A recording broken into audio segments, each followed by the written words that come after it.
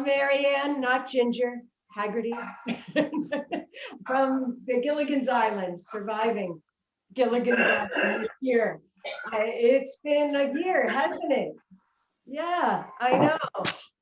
We've done more than survive this year.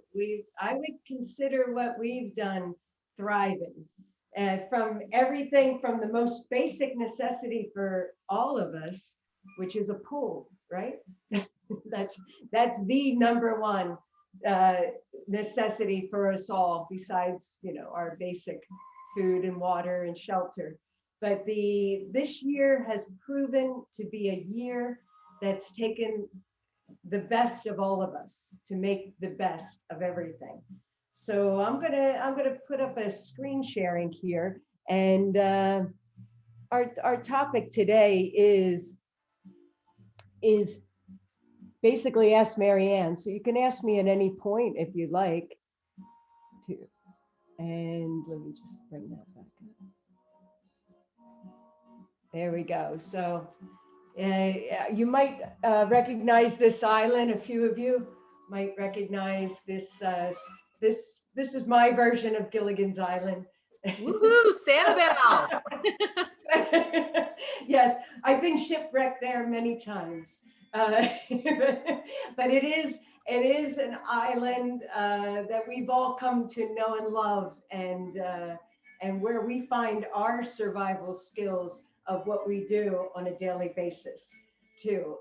This year has proven challenging, with pools being closed, pools being open, being closed again, restrictions, and just the general gist of what we do. So some similar situations that I will bring us to uh, with our survival. So when the going gets tough in Pennsylvania, we don't have many options. So I am fortunate enough to know some people locally that kept their outdoor pool open all winter long, where we haven't missed a beat. There's of course days where there might be 35, 40-mile-an-hour winds where we'll have to close, but we've been out there in at least 20-degree temperatures. So I just want to let you all know it is possible too, but the water's been about 82. So that's me in 82-degree water there, having the time of my life with snow in the background. So it is a little strange to have to wear a winter coat and hat and scarf to a pool, but it worked, and it's really the only hard part is getting out and walking across a parking lot. but otherwise, it's a survival technique. So we're not just surviving this year; we are thriving. Surviving is basically just getting by, not dealing with being shipwrecked on that island for 3 hours or a full year like we are with COVID. But thriving is different. Thriving is making the best of your situations and safely adapting and doing many more things that your body is required to do to make it through different types of do-it-yourself projects that we've had to do, because we were led to that with this massive uh, earth-shaking, shattering condition that we went through. So we basically came out on top. We thrived.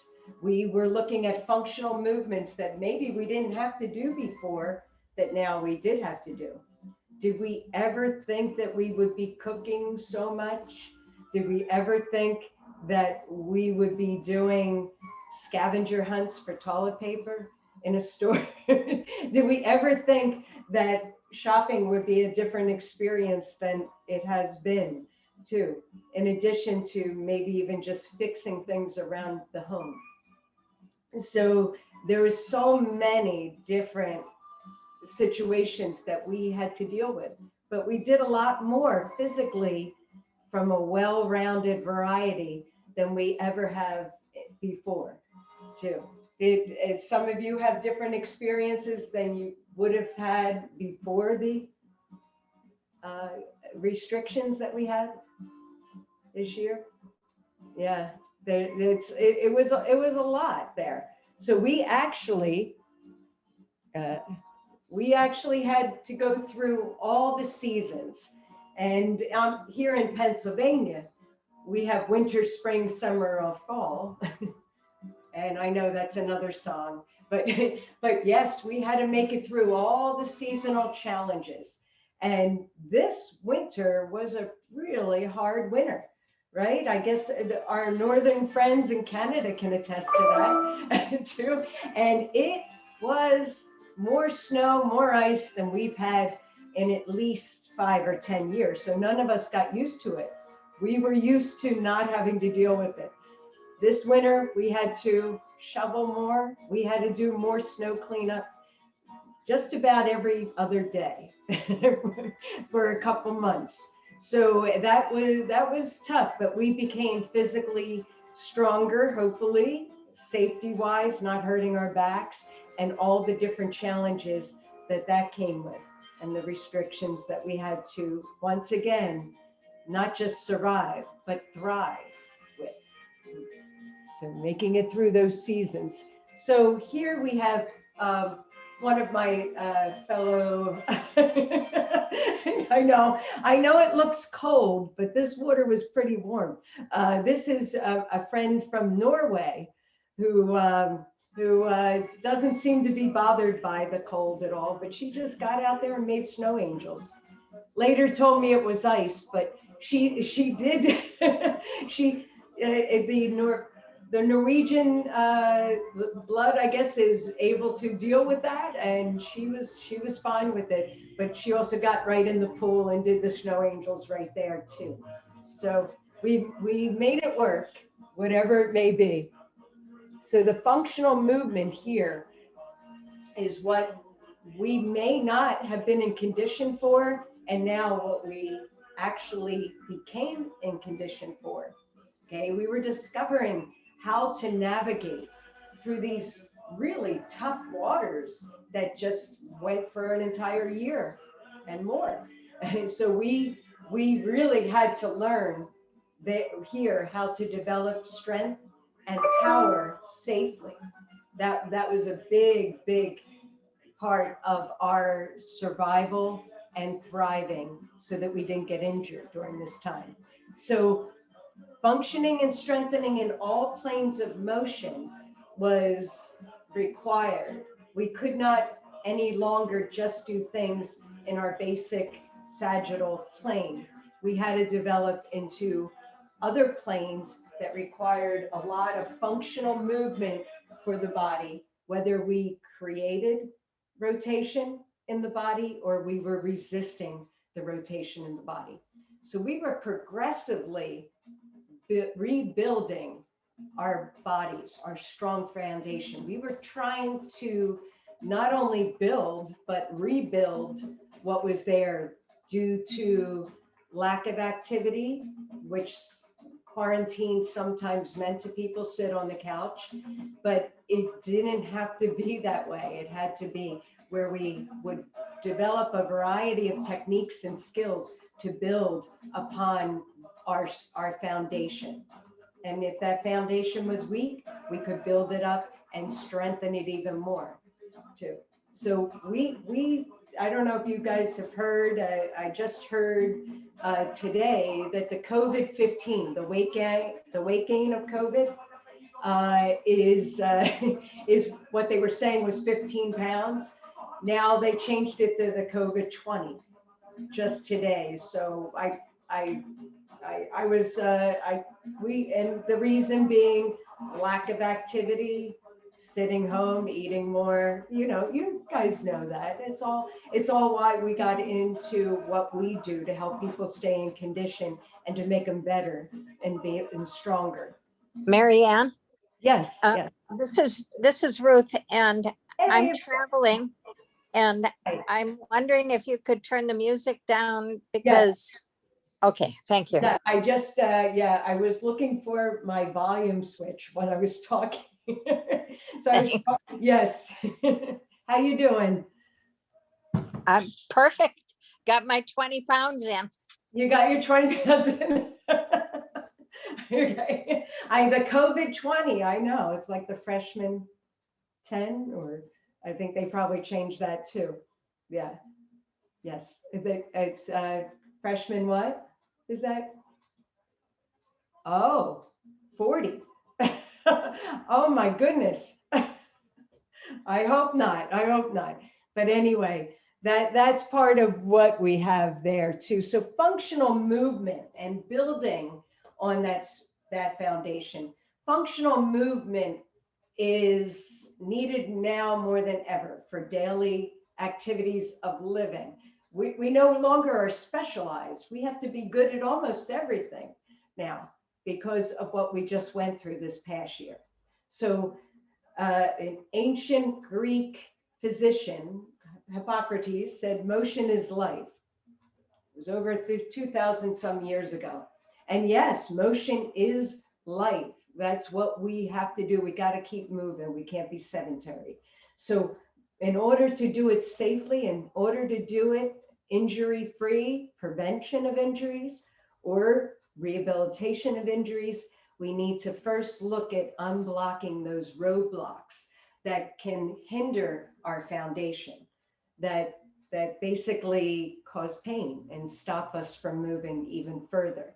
So looking at the foundation to unblock those roadblocks means that we have to take a little assessment and a little time to decide what we need to work on that's necessary to unblock that, from the rounded shoulders, forward head posture, to an excessive arch in the lower back. How to fix these problems first before we can progress to actually making the foundation strong, the core strong.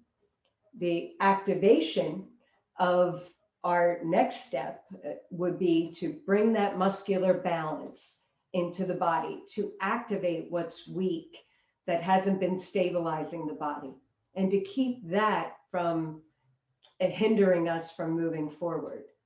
Not only regular balance, which is basically taking the core into action, is putting the body in balance. We have to look at what is the roadblock, and then how can we balance it from a muscular standpoint, and then what can we do to put the body into action with the core? How can we balance the body? How can we take it from one side to the other side? So advancing movement is the final stage once we progress through the different levels and make sure it's safe for an individual. So total body endurance, strength, and power is what was so needed this past year to thrive in this environment. So we have to realize that we want to continue that on as we rebuild and get stronger as we emerge into full force living again. So going at being good at everything may need to be that we progress through the different stages to make sure that it's safe, to prevent injury and to keep us progressing so that we can have functional strength and functional power also, which is a big necessity as we age, to keep that from getting out of a chair quickly and walking to being able to pivot and turn without a problem, not to mention grip strength, being able to have that full grip strength. That's the kind of thing that keeps us independent. So, okay, so looking at developing strength through rotation, this is not our local way of grocery shopping here, but this is basically a shopping cart challenge that every year I run in conjunction with a few food shelter, that we have 5Ks, 10Ks, and we do the shopping cart challenge. And the amount of skill that's required to make that turnaround and to do a relay race basically with a shopping cart full of 50 pounds of groceries has been a challenge. And of course, the team that always wins is the team that works at the supermarket, because they do this every day and they get functionally strong. A team at one corporate site that I work at trains for this, and we get together and we practice with the shopping cart. But that turn is tricky because you're handing it off and you're making that. So before you go to that strength through rotation, too, we have to develop into that skill set too. And I require them to practice for a whole year before they go out there and do that, because that twisting and that torquing motion puts a lot on them too. But they practice it weekly, and they almost win against against the shopping cart kids that are always getting the shopping carts that people leave in the parking lot too. So developing that strength through rotation definitely is a skill that we need to remember. Not only are we looking at movement from walking and basically resisting rotational forces in the lumbopelvic hip area, but you're developing your stability and your strength to control those rotational forces. Even dancing, anything that we do, I always go back to the Macarena, and try that with me now if you like, if you want to stand up and do the Macarena or sit. But it's that motion here. It's like it requires a lot too of stability and rotation and pivoting motions too. So it puts you in a position where you have to challenge the body through joint rotation and full body rotation, pivoting skills. So there's so many different ways to develop it, but you want to go through easy progressions. And an online course that I put together called Strength Through Rotation goes through that. It's a building blocks to a functional movement certificate too. So it kind of takes it to the higher level.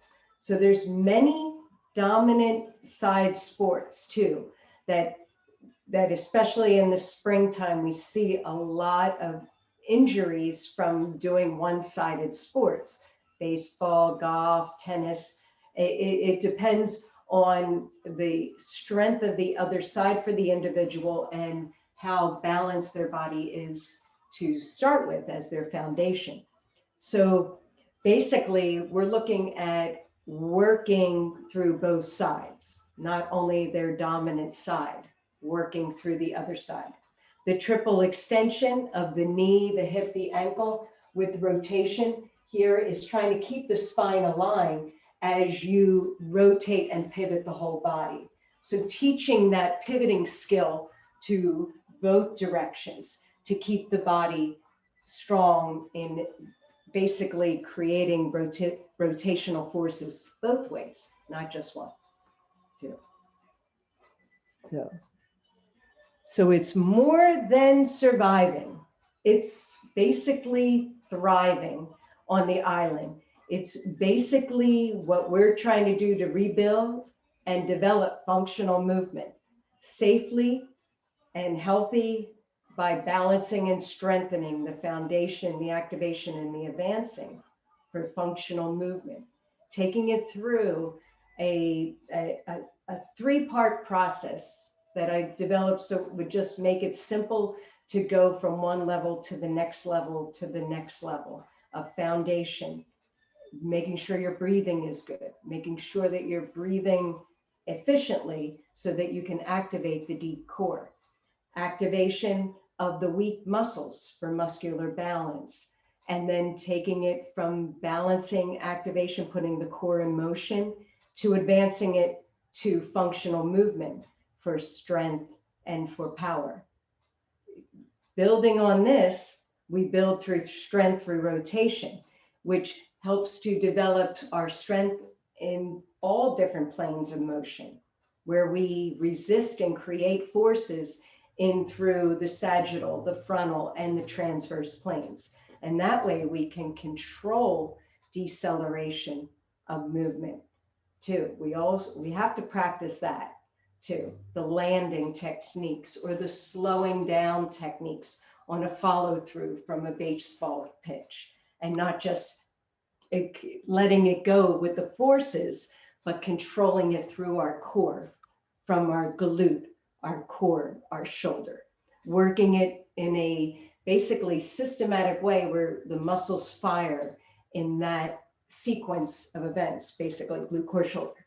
So it's like I tell the athletes that I work with that it is, say it over and over again to yourself, to try to develop that until it becomes an automatic habit. And then you can progress to different levels or different movements too. So basically, right here is where we are basically looking at this is just a little commercial here, but it's like, see you on the online island, and looking at that online education that's coming up, I believe. If it's not on right now, it's like new to the online world.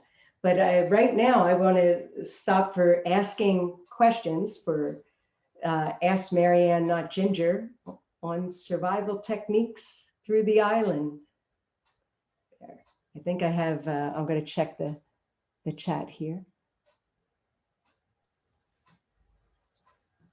I can, and I'm sorry, I'm like, okay. And it's okay. So if there's any questions here. Okay, did you want to, okay, Connie? Yeah, so I don't know if it's a question, but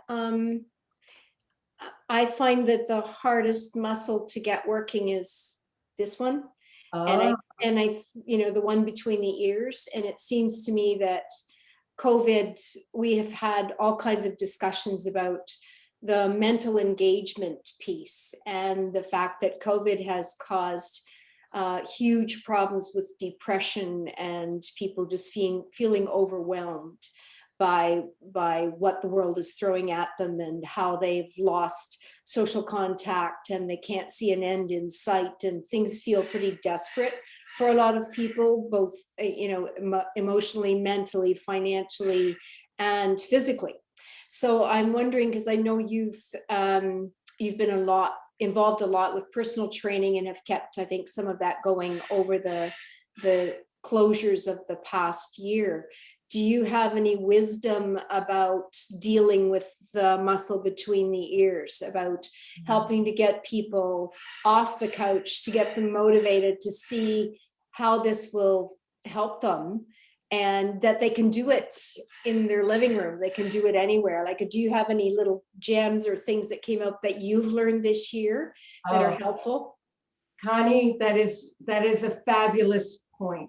That is basically the driving force behind me saying thriving versus surviving. And thank you for bringing that up, because this year,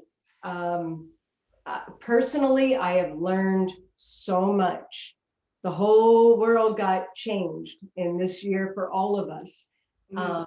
And I was very big on us being able to take what situation we're dealt and to make it work as safely as possible, so that we could control what we needed to control, but still keep us moving, that we didn't need to go to a set place to do our exercise, even though we need the water for what we do aquatically.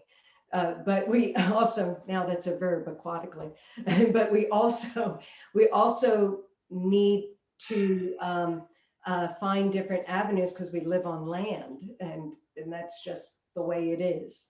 So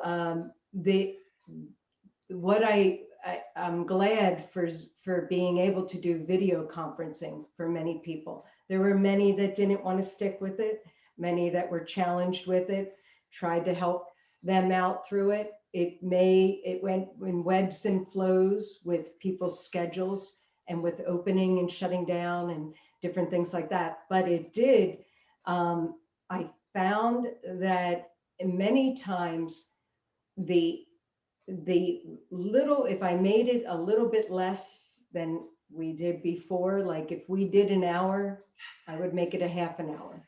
And that seemed to be more tolerable for many people. But I found that breathing and centering and finding the things that the individual likes and finding like a theme, like today, the Gilligan's Island theme, finding a way to put a little bit of fun, a little bit of humor, a little bit of relaxing the body, whether it be for some people, just free dancing, freestyle dancing and movement, or other people, the breathing and the relaxing. So it was really finding out what that individual needed and wanted and how they were dealing with things. So yes, I would go over time with listening to many different concerns that individuals had, and there were a lot. And quite frankly, I have to say we all are affected by that. But it does challenge you to take a positive outlook because you have two choices, positive or negative. So every time I would find we were going down that road, I would say, and I believe I'm quoting you, Connie, here, change the channel. Change the channel here, where if like you have that negative thought, to change the channel and make it positive. Instead of just saying you're surviving, you're thriving. You're putting a positive spin on everything that you're trying to make happen so that you can maybe hold on to traditions that you have and the way that your habits and the way that you live and the way you condition your body and the way you work with people, and you can adapt to the changes. So a lot of what I recommend is the patience and the tolerance of each individual's comfort level and what they're going through, and just many times allowing them to share what it is that is the roadblock right here and in their heart, and then be able to have something to be excited about, something to know that, hey, I can make it through this.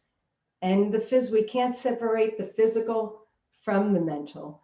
So when the body feels good, the mind, the spirit all feel good. So we combine it all together. And that has been the saving point for many people that I work with in this past year. And I'm a people too. So that was, it was all this, the saving part that made us all be able to kind of rebuild stronger together, and knowing that we're there for each other, not just abandoning and everything. Every year I make a big deal out of a holiday that's just St. Patrick's Day.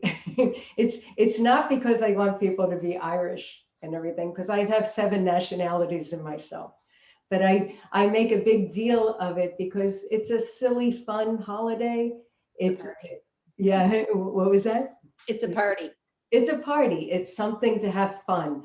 It doesn't mean that it's not I don't look at it as a drinking holiday, but I look on it as a time to just celebrate green and spring and something to have fun, that you can maybe, reach out and contact everybody and say hi.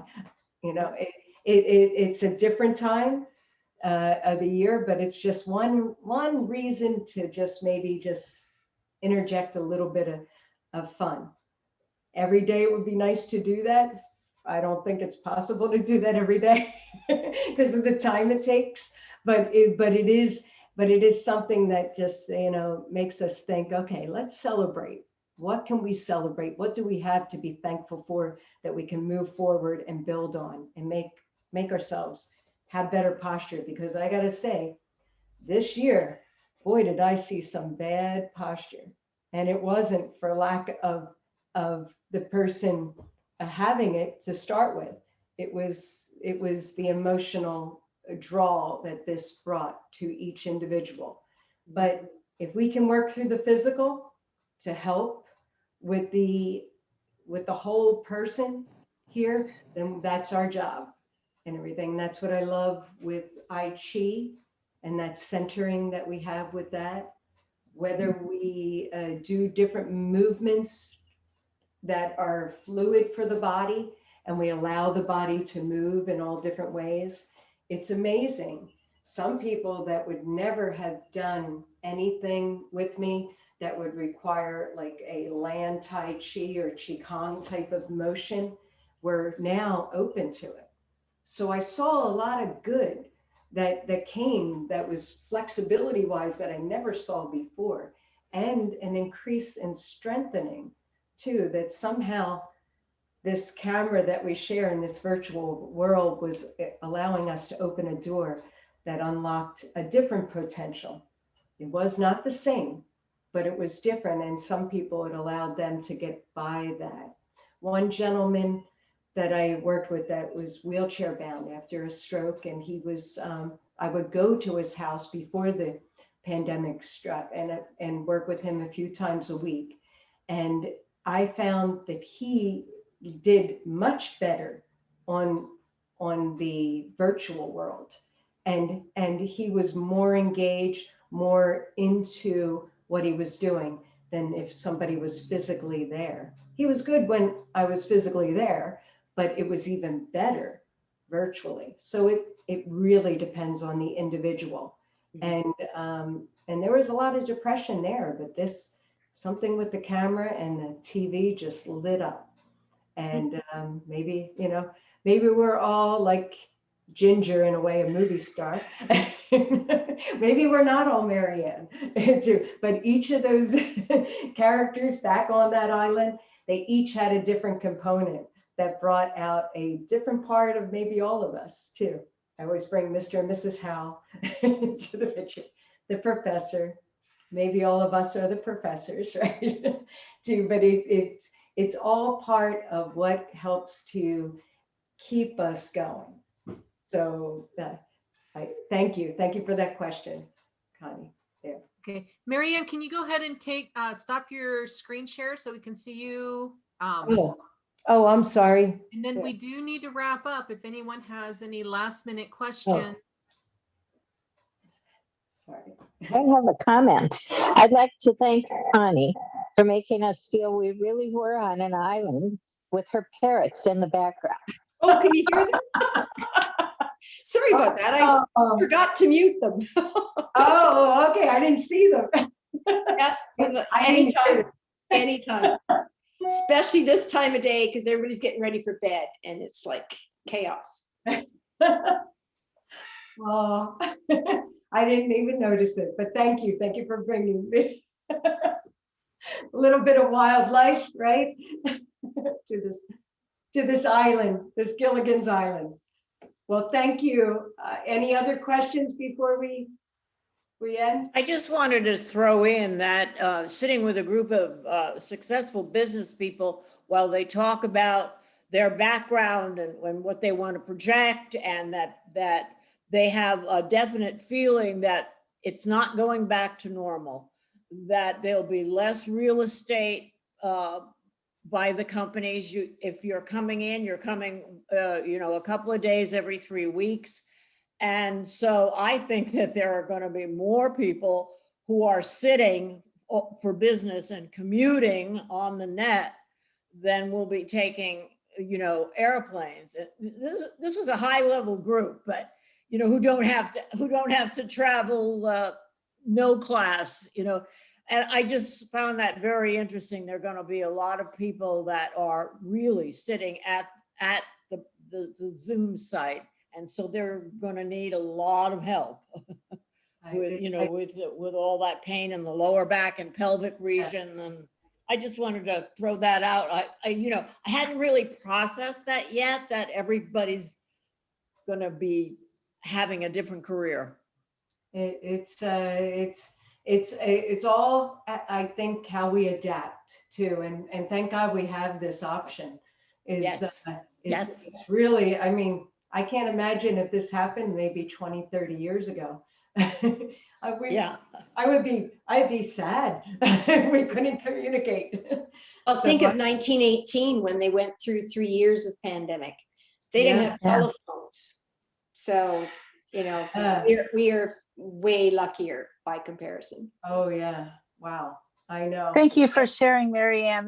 This is nice to see everybody and to hear your Cindy? encouraging words.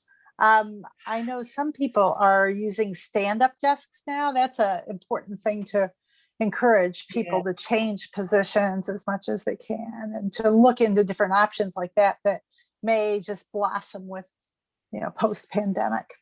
Yeah, that's a great point. Those stand-up decks are wonderful. Whether you make it yourself or you buy one, you can by stacking it up. They also have the ones that are attached to a bike and a treadmill too. I know. I think that's a little taken away, but if We'll see when we get past this stage, what the next stage is going to be. We might all have bicycles and different height chairs and. yeah, maybe we should think of a pool version of the Yeah. poolside desk, right? I know Connie has a very good carpenter. Oh, that's you. Oh, Yeah, and we just talked to a contractor today about an enclosed therapy pool that they'll probably start this summer. oh, So nice. Very spending nice. our kids' inheritance. Yes. Good for you, Connie. Yeah, why not? eh? Okay, No folks, pockets in we the do- shroud. We do need to wrap this session up. We have another session that will be starting soon. Okay, Thank so you, everybody, for attending. Thank you, Maryanne, for your great information. thank you all. Thank you. Thank you for all the thoughts, Thank getting you the all. mind started. I hope it helps, and there's always go to that online education. There's a lot of new